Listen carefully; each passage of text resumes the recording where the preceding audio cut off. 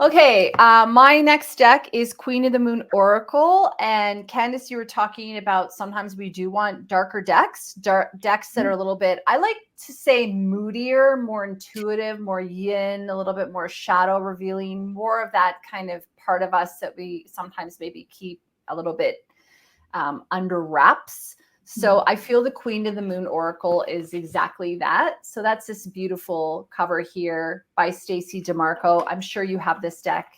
I do. Yeah, definitely do. Yes. And I love the back of it. It's got the different moon cycles here in like a blue. It's a high quality deck. Again, this one is from Rockpool Publishing. And the book is amazing in terms of the fact that it's color. Like, so you actually have a photo of the card, and then you've got a color image of that. I will say, I think you agree with me on this.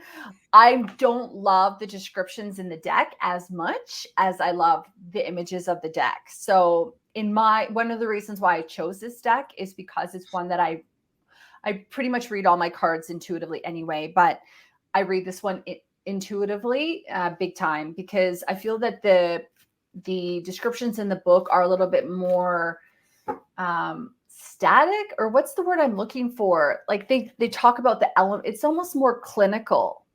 That's kind of how it reads. Do you think so? Absolutely. Yes. I've got a few decks that are like that. And it's like, I don't need, because especially once you've read through the Oracle deck or you've read through the description ones, it's like, I don't need to read again, elementally where this comes from, or, it. Yeah. I want the meaning, the Oracle meaning, the guide. Yeah, for sure. How about the magic behind it? A little bit more. Yes. Okay. So I'll pull a card from this one. And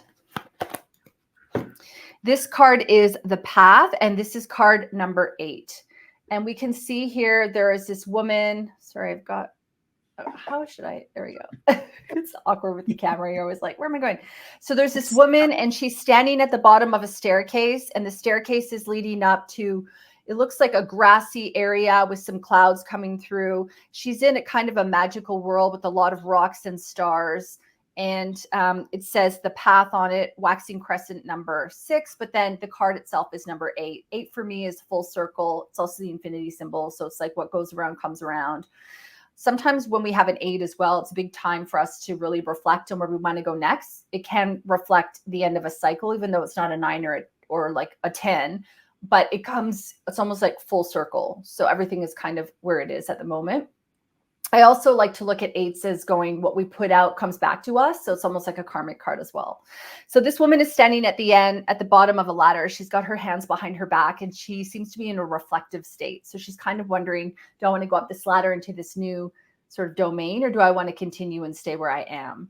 So this card is a lot about who is it that you want to be? And are you taking steps to take you into that direction now, or are you taking steps and making decisions that take you away from it? One of the things that I know for sure is that when we really tune into our own heart and our own inner guidance, when we get those feelings of joy, those feelings of ease, those feelings of peace, that's very often a yes. When we have trepidation or anxiety or a little bit of maybe something's like there's like a resistance that's kind of happening there, that's very often an opportunity for us to kind of sit back and reflect, get more information, pivot, or even it's a no. So for me, I always make an effort that when I'm feeling high vibe, when I'm feeling excited, when I'm feeling good, to always be really clear about my intention and put that out into the universe. And anytime I'm not feeling that way is to take that step back, take that moment of reflection and introspection. And this card really looks like this woman is doing that. She's taking a minute and she's going, you know what? I understand that I don't have to make all of my decisions right now.